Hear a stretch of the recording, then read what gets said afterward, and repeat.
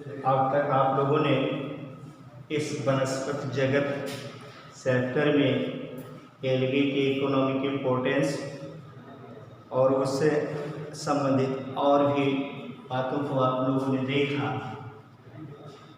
जैसे कभी कभार एक नंबर का प्रश्न आता है, आपसे पूछा जाता है किसी ऐसे शैवाल का नाम बताइए जिसका उपयोग अनुसंधान कार्यों में किया जाता है।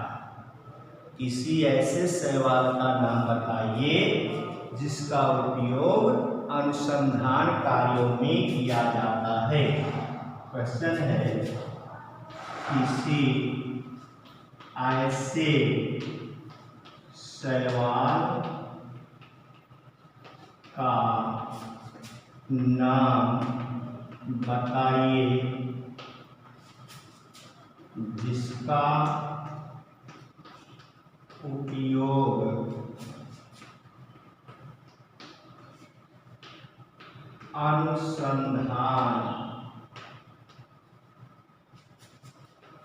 अनुसंधान कार्यों में किया जाता है। क्लियर? इसका आंसर क्या होगा?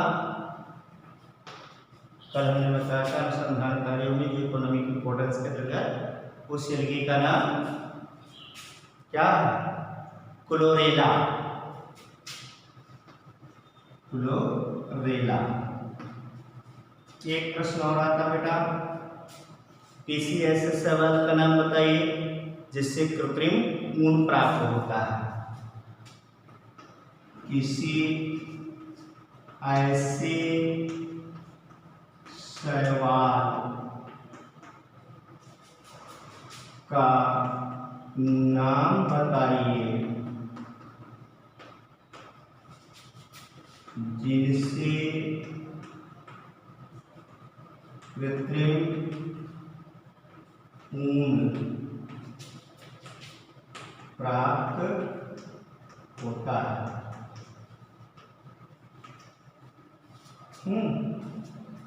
इसका क्या है? तो आंसर होगा इसका सार्गेसम।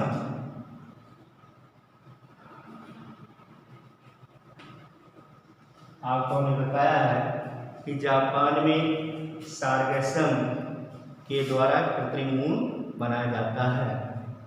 अगला फिर प्रश्न पूछा जाता है किसे समुद्री सलाद कहा जाता है? किस शैवाल को समुद्री सलाद कहा जाता है? प्रश्न है किस शैवाल को समुद्री सलाद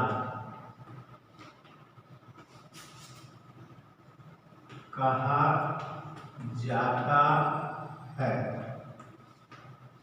उसका आंसर होगा अल्वा। अल्वा को समुद्री सलाद कहा जाता है। और फिर अगला प्रश्न आता है कौन सा ऐसा शैवाल है जो प्रोटीन और विटामिन का अच्छा स्रोत है? अगला है क्वेश्चन किसी ऐसे शैवाल का नाम बताइए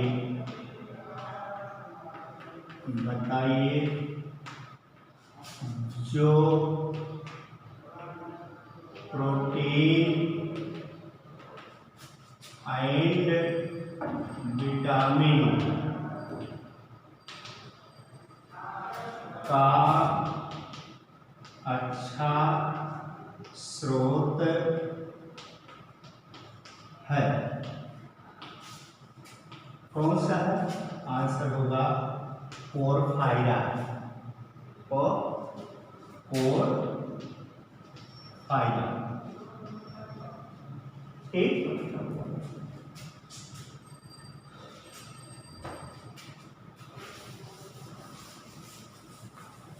इसके बाद प्रश्न जो आज से और भी किए जाते हैं। इसमें जैसे है कि पादप किंगडम यानी कि पूरे जो है प्लांट किंगडम को किसने कितने भागों में डिवाइड किया, वितरित किया। तो इसमें हम कह सकते हैं कि the plant kingdom was divided by most of the scientist. The plant kingdom was divided by the most of the scientists into two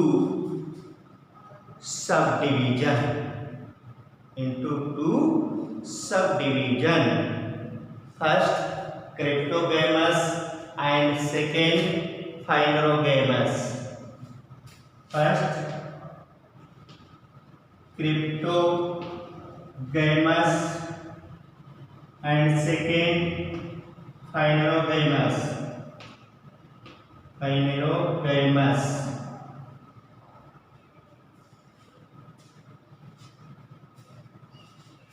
In Cryptogamous there are two groups, Thylophyta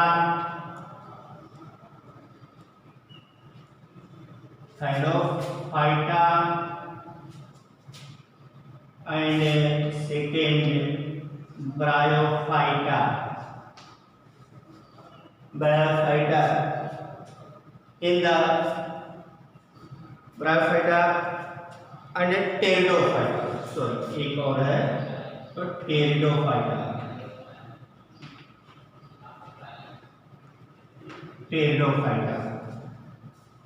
and in case of Phanerogamous there are two subgroups. First Angiosperm and second Gymnosperm.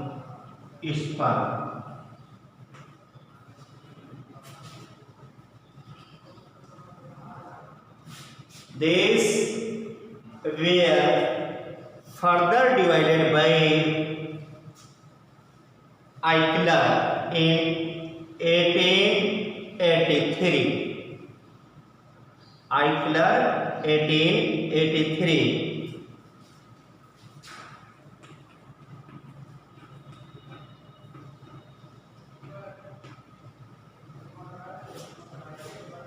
Clear? यानी कि पूरे plant kingdom को वैज्ञानिकों द्वारा मुख्य रूप से दो सब डिवीजन में डिवाइड किया गया, जिसमें पहला क्रिप्टोगैमस, दूसरा फाइनरोगैमस। क्रिप्टोगैमस के अंतर्गत कौन कौन से हैं? पर टेरिडोफाइटा, थैलोफाइटा एंड ब्रायोफाइटा। फाइनरोगैमस के अंतर्गत एंजियोस्पर्म और जिम्नोस्पर्म का अध्ययन करते हैं। इस वर्गीकरण को आइक्लर ने 1883 में दिया था। क्लियर?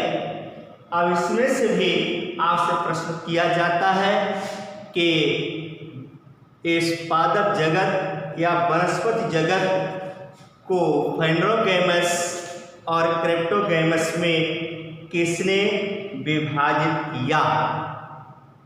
किसने विभाजित किया? तो इसका आपका सीधा सा आंसर होगा कि आइक्लर ने सन 1883 ईस्वी में संपूर्ण पादप जगत को दो सब डिवीजन में डिवाइड किया। प्रश्न क्या है?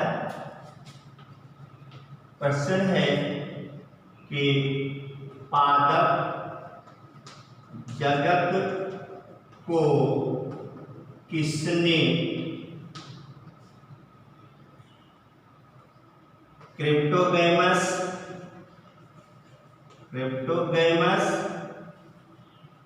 एंड फेनरोगैमस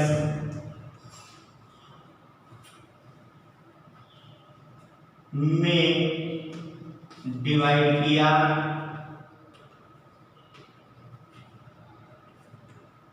आंसर आपका क्या होगा? आइकलर।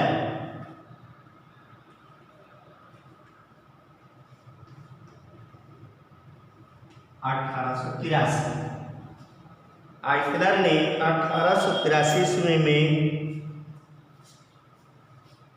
इस पादप जगत का वर्गीकरण किया। अब थैलोफाइट्स क्या होते हैं? थैलोफाइट्स क्या है, जो कि हमें आपने देखा ये लगी के विषय में देख रहे हैं। तो थैलोफाइट्स क्या है, इस थैलोफाइटा के विषय में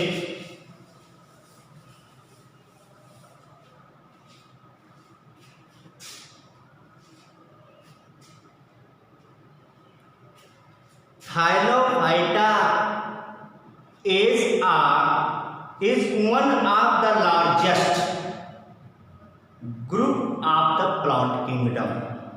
Thylophyta is one of the largest group of plant kingdom.